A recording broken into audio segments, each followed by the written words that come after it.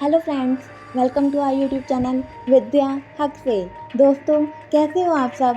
जैसा आपको थंबनेल से पता चल ही गया होगा, इस वीडियो में हम accounting policies, fundamental accounting assumptions को डिस्कस करने वाले हैं, जो कि AS1 accounting standard 1 disclosure of accounting policies पर बेस्ड है, क्योंकि उसी लेखांकन मानक में इन सब के बारे में बताया गया है। तो चलिए फिर जल्दी से शुरू करते हैं। हाँ, एक चीज़ और, अगर आप हमारे चैनल पर नए हैं तो चैनल को ज़रूर सब्सक्राइब करिएगा। और पूरा वीडियो हिंदी एंड इंग्लिश दोनों में है, तो किसी भी मीडियम के स्टूडेंट को टेंशन लेने की कोई ज़रूरत नहीं है। अब देखते हैं हम अकाउंटिंग पॉलिसीज़ क्या होती हैं, इनका मीनिंग क्या होता है, यह देखते हैं हम पहले। Accounting policies refer to specific accounting principles and methods of applying these principles adopted by the enterprise in the preparation and presentation of financial statements। लेखांकन नीतियों से विशिष्ट लेखांकन सिद्धांतों तथा वित्तीय विवरणों की रचना तथा प्रस्तुति में उपक्रम द्वारा अपनाए गए इन सिद्धांतों को लागू करने की विधियों के संदर्भ में इसका मीनिंग लिया जाता है। Policies are based on various accounting concepts, principles and conventions that have already been explained। तो फ्रेंड्स, ये जो लेखांकन नीतियाँ होती है, ये व्यवसाय के लाभ हानि निकालने में एक टूल की तरह ही कार्य करती है, और अलग अलग पॉलिसीज़ अपनाने से उसी खाते के लाभ हानि में अंतर आ जाएगा। इसलिए प्रबंधक व लेखाकार को अपने नीड के अकॉर्डिंग एक ही लेखांकन नीतियाँ अपनानी चाहिए। और जो फ्रेंड्स, ये जो लेखांकन नीतियाँ होती हैं, ये विभिन्न अवधारणाएँ, सिद्धांत और परंपराओं पर आधारित होती हैं, जिन्हें हम आगे के वीडियो में डिस्कस कर चुके हैं। तो आप यह समझने के लिए उन वीडियो को भी देख सकते हैं।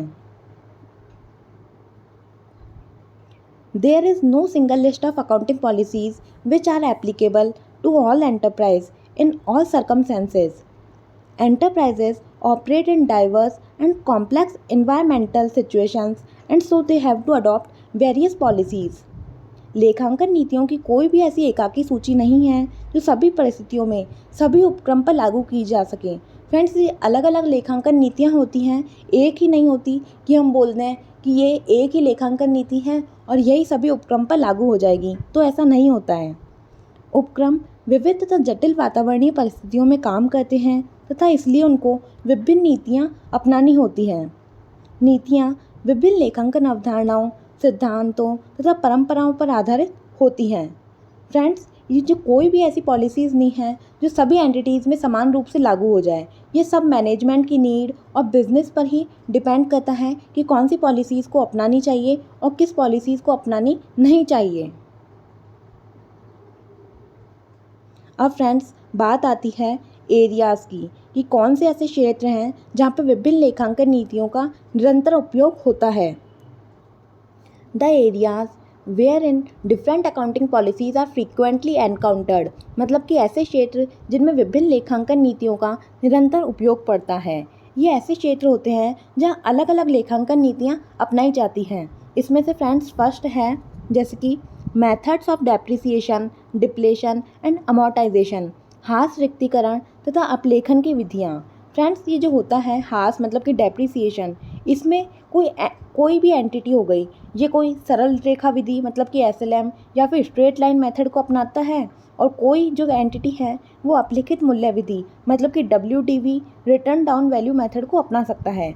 ये सब व्यवसाय की फिक्स्ड एसेट को डेप्रिसिएट करने की ही विधियाँ हैं, जिन्हें हम डिटेल में आगे के चैप्टर्स में देखेंगे, और हम आगे के वीडियो में हम इन्हें डिटेल में डिस्कस करेंगे, क्योंकि ये जो है डेप्रिसिएशन वाला टॉपिक ये हमारे सिलेबस में अलग से टॉपिक दिया हुआ है। ये हम AS6 के अकॉर्डिंग ही पूरा डिस्कस करेंगे। आप बस हमारे साथ में ऐसे ही बने रहिए। अब है सेकंड, वैल्यूएशन ऑफ इन्वेंट्रीज मतलब कि स्टॉक का मूल्यांकन। फ्रेंड्स, स्टॉक को मूल्यांकन करने के लिए भी कॉस्ट और नेट रियलाइजेबल वैल्यू मतलब कि लागत और शुद्ध वसूली मूल्य दोनों में से जो भी कम हो उस पर ही स्टॉक का मूल्यांकन करना चाहिए। यही लेखांकन मानक 2 मतलब कि अकाउंटिंग स्टैंडर्ड 2 में भी बताया हुआ है। और फ्रेंड्स, इसके लिए ही मूल्यांकन करने के लिए फीफो मतलब कि first in first out, LIFO last in first out, weighted average या फिर औसत विधि किसी को भी अपनाया जा सकता है। यह सब फ्रेंड्स अकाउंटिंग पॉलिसीज ही हैं जिसका सिलेक्शन एंटिटी को करना होता है, और फिर वही एंटिटी को पॉलिसी को हमेशा ही अपनानी होती है। अब आता है थर्ड, वैल्यूएशन ऑफ इन्वेस्टमेंट मतलब कि निवेशों का मूल्यांकन। फ्रेंड्स, ये जो इन्वेस्टमेंट होते हैं ये लॉन्ग टर्म और शॉर्ट टर्म दोनों तरह के हो सकते हैं, और ये जो होते हैं इसके अंदर ही आ जाते हैं held for sale, held for trading आदि। फ्रेंड्स, कॉमर्स वालों को ये सभी टर्म्स ज़रूर समझ आ रही होगी, लेकिन नॉन कॉमर्स वाले स्टूडेंट आप बिल्कुल भी परेशान ना हो, बस पेशेंटली सब चीज़ों को सुनते और समझते जाइए और हमारे साथ में ऐसे ही बने रहिए, आपको ज़रूर ये सब चीज़ें समझ में आएंगी। वैसे भी हम बिल्कुल बेसिक से सारे टॉपिक्स को ले रहे हैं। अब फ्रेंड्स, आपको अगर हमारा कंटेंट अच्छा लग रहा है तो वीडियो को ज़रूर लाइक करें एंड सभी फ्रेंड्स के साथ ये ज़रूर शेयर करें। अब है सिलेक्शन ऑफ अकाउंटिंग पॉलिसीज़, मतलब कि लेखांकन नीतियों का चयन। फ्रेंड्स, बात आती है लेखांकन नीतियाँ जो हम अपनाते हैं व्यवसाय में, हमें अपनानी होती है। इसका चयन मतलब कि हम सिलेक्शन कैसे करें। ये फ्रेंड्स मेनली 3 पॉइंट होते हैं और ये 3 बातों पर बेस्ड होती हैं। तो देखिए, selection of accounting policies based on, अब ये 3 जो बातें हैं ये कौन सी हैं। फर्स्ट है प्रूडेंस, सेकंड आता है substance over form and third आता है मटीरियलिटी। प्रूडेंस मतलब कि विवेक, मतलब विवेक से सोचकर, कंजर्वेटिज्म मतलब कि रूढ़िवादिता की संकल्पना जो होती है उसी के अनुसार क्या सही होना चाहिए, उसी के अनुसार हमें लेखांकन नीतियों का चयन करना चाहिए। अब है सेकंड सब्सटेंस ओवर फॉर्म, मतलब कि स्वरूप पर सार का वर्चस्व। फ्रेंड्स, ये मतलब इसका मतलब जो होता है वो है practical ownership is more important than legal form. जैसे कि एक एग्जांपल लेते हैं कि हम एक घर मतलब कि एक हाउस हम बाय कर रहे हैं, तो उसके पेपर, डॉक्यूमेंटेशन सब कुछ रेडी हो गए, लेकिन पोजेशन मतलब कि घर में रहने की एंट्री अभी तक नहीं मिली। तो यहाँ पे आएगा practical ownership is more important than legal form, यही इसका मीनिंग है substance over form. And third आता है मटीरियलिटी, मतलब कि सारता। फ्रेंड्स, ये जो सारता है ये हम पहले भी पढ़ चुके हैं, और बस वही आइटम जो मटेरियल इन नेचर हैं, मतलब कि जो मेन है नेचर में, उन्हीं का लेखा किया जाना चाहिए। इन सब के बेसिस पे ही हम सही अकाउंटिंग पॉलिसीज़ का चयन करते हैं। और फ्रेंड्स, ये पूरा AS1 के पैरा 17 में दिया हुआ है, para 17 of AS1 disclosure of accounting policies. और फ्रेंड्स, इसी से ये बन जाएगा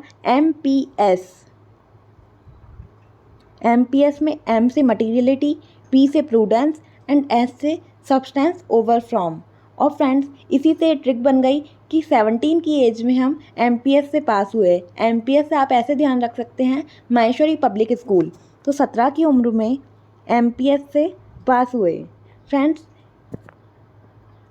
अब आप हमें बताएं ये आपको ट्रिक कैसी लगी। और फ्रेंड्स, अगर ये आपको ट्रिक अच्छी लगी है तो इसी ट्रिक के लिए चैनल को ज़रूर सब्सक्राइब कर दें।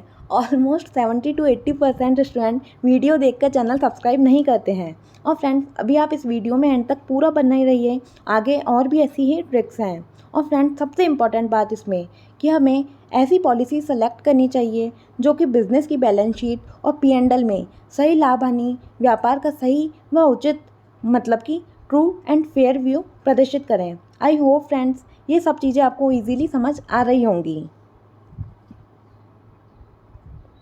अब है चेंज इन अकाउंटिंग पॉलिसीज़, मतलब कि लेखांकन नीतियों में परिवर्तन। फ्रेंड्स, हम देखेंगे कि ये जो नीतियाँ हम अपना रहे हैं क्या हम इसमें चेंज कर सकते हैं या नहीं। वैसे तो हम यही पढ़ते आ रहे हैं शुरू से कि ये जो भी सेम है लेखांकन नीतियाँ, ये हमें सेम ही रखनी चाहिए, हमें बिल्कुल भी इनमें चेंज नहीं करना चाहिए। लेकिन फ्रेंड्स, कुछ कंडीशन ऐसी होती है जहाँ हम इन लेखांकन नीतियों को चेंज कर सकते हैं। जैसे कि हम देखते हैं, if it is required by some statue or to comply with law, यानी कि यह किसी विधान या संनियम के अनुशीलन हेतु अनिवार्य हो। अगर फ्रेंड्स कानून, लॉ या विधान के द्वारा पॉलिसीज़ को चेंज करना और लॉ व कानून को पालन करने के लिए ऐसा ज़रूरी है तो हम उन लेखांकन नीतियों में परिवर्तन कर सकते हैं, वरना हम इनको चेंज नहीं कर पाएंगे। सेकंड आता है, फ्रेंड्स, ये केवल 3 ही परिस्थिति हैं जिनमें हमें लेखांकन नीतियों को चेंज कर सकते हैं, बाकी हम चेंज नहीं कर पाएंगे। इसमें सेकंड आता है to comply with accounting standard, मतलब कि लेखांकन मानदंड के अनुशीलन हेतु अनिवार्य है। फ्रेंड्स, अगर अकाउंटिंग स्टैंडर्ड फॉलो नहीं हो रहे थे और आप उनका पालन करना बहुत ज़्यादा ज़रूरी है, तो उनके पालन के लिए हमें यह आवश्यक रूप से चेंज करना चाहिए। और थर्ड आता है to ensure more appropriate presentation of the financial statement of the enterprise. उपक्रम के वित्तीय विवरणों की अधिक उपयुक्त प्रस्तुति सुनिश्चित करने के लिए। अगर फ्रेंड्स ये जो हमारे जो लेखे हैं, अकाउंट्स जो हैं, उनको सही तरह से प्रेजेंटेशन और उनके डिस्क्लोज़र के लिए हम इन अकाउंटिंग पॉलिसीज़ को चेंज कर सकते हैं।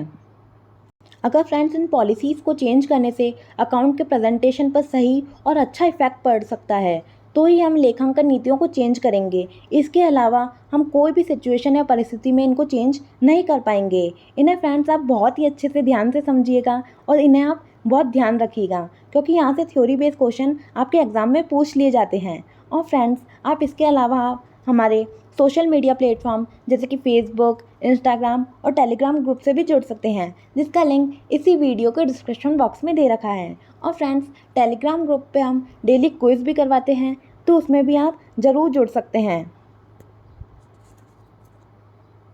अब फ्रेंड्स ये जो हमने लेखांकन नीतियाँ पढ़ी उसका हम एक एग्जाम्पल देख लेते हैं कि स्टॉक का मूल्य क्या होना चाहिए। जैसे कि फ्रेंड्स मैंने आपको बताया है कि इन्वेंट्री मतलब कि स्टॉक को लागत और शुद्ध वसूली मूल्य जो दोनों में से कम हो उस पर ही हमें इसको देखना चाहिए, उस पर ही हम इसका मूल्यांकन करते हैं। और फ्रेंड्स ये जो मूल्यांकन होता है ये आइटम वाइज लेते हैं, ना कि टोटल वाइज। तो अब एक एग्जाम्पल के रूप में मैं आपको समझा देती हूँ। जैसे कि एक आइटम है ए, उसकी कॉस्ट है 1,00,000 और नेट रियलाइजेबल वैल्यू मतलब कि नेट रियलाइजेबल वैल्यू दे रखी है 1.5 लाख। तो इसमें से हम लेंगे कॉस्ट और net realisable value, whichever is lower, इन दोनों में से कम क्या है 1,00,000। तो इसकी आइटम ए की कॉस्ट आ गई 1,00,000। अब आइटम बी है, इसमें कॉस्ट दे रखी है 2,00,000 और एनआरवी दे रखी है हमको 1.5 लाख। तो हम इसमें 1.5 लाख को कंसिडर करेंगे। अब आइटम सी है, इसमें 3,00,000 कॉस्ट है और 3,00,000 की नेट रियलाइजेबल वैल्यू है। तो हम इसमें से कोई भी ले सकते हैं, या तो कॉस्ट ले लो या नेट रियलाइजेबल वैल्यू, दोनों सेम है। अभी हम इसमें टिक करने के लिए एनआरवी ले रहे हैं।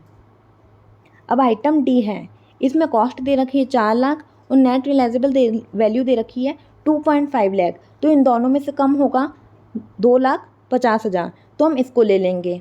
तो फ्रेंड्स इसके अकॉर्डिंग तो आ रहा है 1,00,000 plus 1.5 lakh plus 3 lakh plus 2.5 lakh, तो ये आ रहा है 8 लाख। अब जैसे आपसे एग्ज़ाम में क्वेश्चन पूछ लेंगे ये पूरा एग्जाम्पल देके कि आप इन्वेंट्री की वैल्यू बताइए क्या आनी चाहिए, तो इसमें से ऑप्शन ए दे दिया आपको 10 लाख, ऑप्शन बी दे दिया 8.5 लाख, ऑप्शन सी दे दिया 8 लाख और ऑप्शन डी दे दिया 9 लाख। तो फ्रेंड्स इसका जो राइट आंसर हो जाएगा वो हो जाएगा 8 लाख। यह हम आइटम वाइज लेंगे, ना कि टोटल वाइज। टोटल में अगर हम लेते तो ऐसे तो 10 लाख आ जाता या 8.5 लाख, तो इन दोनों में से कम तो 8.5 लाख हो गया, लेकिन वो आपका आंसर गलत हो जाएगा। और फ्रेंड्स ये जो क्वेश्चन हैं ऐसे ही एग्ज़ाम में आपसे पूछ लिए जाते हैं। ये आपके आने वाले एग्ज़ाम जैसे कि junior accountant, first grade, TRE और अकाउंट ऑफिसर, इन सब में ऐसे ही क्वेश्चंस पूछ सकते हैं और आपको ये क्वेश्चंस के आंसर निकालने आने चाहिए। और फ्रेंड्स आप प्लीज़ हमें ज़्यादा से ज़्यादा सपोर्ट करें, जिससे हम लाइव आकर के आपकी क्लासेस ले पाएँ और अच्छे से इंटरेक्शन अपना हो पाए। फ्रेंड्स कभी कभी क्या होता है कि हम ग्रुप में वीडियो शेयर भी करते हैं, लेकिन क्विज़ और मैसेजेस ज़्यादा होने की वजह से आपसे वो स्किप हो जाते हैं एंड वीडियो पर आपका ध्यान नहीं जा पाता है। उसके लिए आप ज़रूर चैनल को सब्सक्राइब कर लीजिए और बेल आइकन को भी ऑन कर लीजिए, जिससे आपको जैसे ही नई वीडियो अपलोड होगी सबसे पहले आपके पास में नोटिफिकेशन आ जाएगा। अब है फंडामेंटल अकाउंटिंग असम्पशंस, मतलब कि आधारभूत लेखांकन मान्यताएं। फ्रेंड्स ये जो आधारभूत लेखांकन मान्यता हैं ये भी लेखांकन मानक 1 में ही दे रखे हैं, इन्हें आप बहुत ही ध्यान से समझिएगा। ये फ्रेंड्स 3 लेखांकन आधारभूत मान्यताएं होती हैं जिन्हें आप हर सिचुएशन में ही अपनाना होता है। ये हैं गोइंग कंसर्न मतलब कि सुदीर्घ संस्थान, कंसिस्टेंसी मतलब कि सततता और एक्रूअल मतलब कि उपार्जन। फ्रेंड्स वैसे तो हम इन्हें पहले एकदम डिटेल में देख चुके हैं, एक बार मैं आपको शॉर्ट में फिर से बता देती हूँ, लेकिन अगर आप डिटेल में देखना चाहते हैं तो हमारे पहले के वीडियो जाके देख सकते हैं, जिसकी प्लेलिस्ट इसी वीडियो के डिस्क्रिप्शन में दे रखी है। अब मैं आपको शॉर्ट में बताती हूँ। गोइंग कंसर्न फ्रेंड्स इसमें क्या होता है, व्यापार निरंतर चलता रहेगा, इसमें बंद करने का व्यापार को कोई भी उद्देश्य नहीं होता है। नियर फ्यूचर जो होता है हमारा आने वाला, उसमें हम कभी भी इसे बंद नहीं करते हैं। कंसिस्टेंसी मतलब कि सततता। कोई भी पॉलिसी या खातों की प्रकृति हमेशा हमें सेम ही अपनानी होती है, हर साल उसे चेंज नहीं करना होता है, यही सततता की अवधारणा है। और अक्रूवल, इसमें फ्रेंड्स कैश बेसिस को नहीं अपनाकर उपार्जन को ही आधार लेंगे, यही अकाउंटिंग अजम्पशंस हैं। इनको एक बार मैं आगे डिटेल में समझा देती हूँ आपको। ये देखिए, ये GCA गोइंग कंसर्न, कंसिस्टेंसी और accrual must be followed by every organisation. Friends, ये जो हैं आधारभूत लेखांकन मान्यताएं, ये हर मतलब कि एवरी ऑर्गेनाइजेशन को अपनाना, वो फॉलो करना बहुत ही अनिवार्य है। अगर फ्रेंड्स ये फॉलो नहीं करती है तो उन्हें रेड मतलब कि रीज़न, इम्पैक्ट और डेविएशन देके स्पेसिफिक डिस्क्लोज़र देना पड़ेगा कि मतलब ये अपनाने से उसका क्या रीज़न है, क्या रीज़न ऐसा हुआ है जो आप इन्हें नहीं अपना रहे हैं। इम्पैक्ट, आपका खातों पर इससे क्या प्रभाव पड़ रहा है, और डेविएशन, वो जो प्रभाव पड़ रहा है वो कितने रुपए और कितने वैल्यू का प्रभाव पड़ रहा है, इसका हमें स्पेसिफिक डिस्क्लोज़र देना पड़ता है। और friends, if GCA is followed मतलब कि हम अगर ये फॉलो कर रहे हैं, then no specific disclosure is required. अगर ये फॉलो कर रहे हैं तो अच्छा है, और हमें इसके लिए कोई डिस्क्लोज़र या फिर फुटनोट की बनाने की आवश्यकता नहीं होगी। और फ्रेंड्स, ये जो पूरा टॉपिक है ये पैरा 9 एंड 10 ये दिया हुआ है, para 9 and 10 of AS1, para 9 और 10 accounting standard 1 disclosure of accounting policies में बताया हुआ है। और फ्रेंड्स, आपको याद रखने के लिए ये मैं शॉर्टकट बता देती हूँ, जैसे आप इसे याद रखिएगा। जैसे सुबह 9 से 10 बजे तक, सुबह 9 से 10 बजे GCA एग्ज़ाम देने जाना है।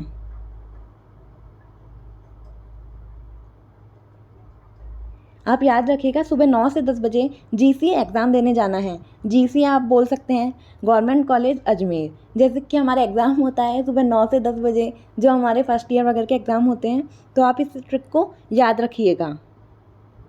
और फ्रेंड्स, आपको ये ट्रिक कैसी लगी हमें कमेंट करके ज़रूर बताइएगा। और फ्रेंड्स, इसमें जो सबसे इम्पॉर्टेंट बात है वो आप सी से कंसिस्टेंसी की जगह कंजर्वेटिज्म मतलब कि रूढ़िवादिता मत ले लेना, वरना आंसर आपका गलत हो जाएगा। आपको कंफ्यूज करने के लिए यहाँ पे कंसिस्टेंसी की जगह कंजर्वेटिज्म दे देते हैं, लेकिन वो नहीं आएगा। GCA में G से गोइंग कंसर्न, कंसिस्टेंसी और अक्रूवल, यही होती है फंडामेंटल अकाउंटिंग असम्पशंस जो कि AS1 में दिए हुए हैं। फ्रेंड्स, आपको ये पूरा वीडियो कैसा लगा हमें कमेंट बॉक्स में ज़रूर बताएं, और आपको हमारी मेहनत कैसी लगी वो भी आप कमेंट करके ज़रूर बताएं।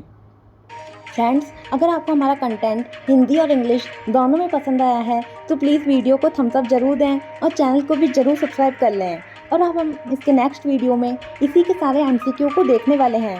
फ्रेंड्स, जैसे ही आप हमारे 300 सब्सक्राइबर्स कंप्लीट करवा देंगे, हमारा नेक्स्ट वीडियो अपलोड हो जाएगा। उसके लिए आप ऐसे ही प्यार देते रहिए और सभी भी आपके फ्रेंड्स और जानकार के साथ में ये वीडियो ज़रूर शेयर करें।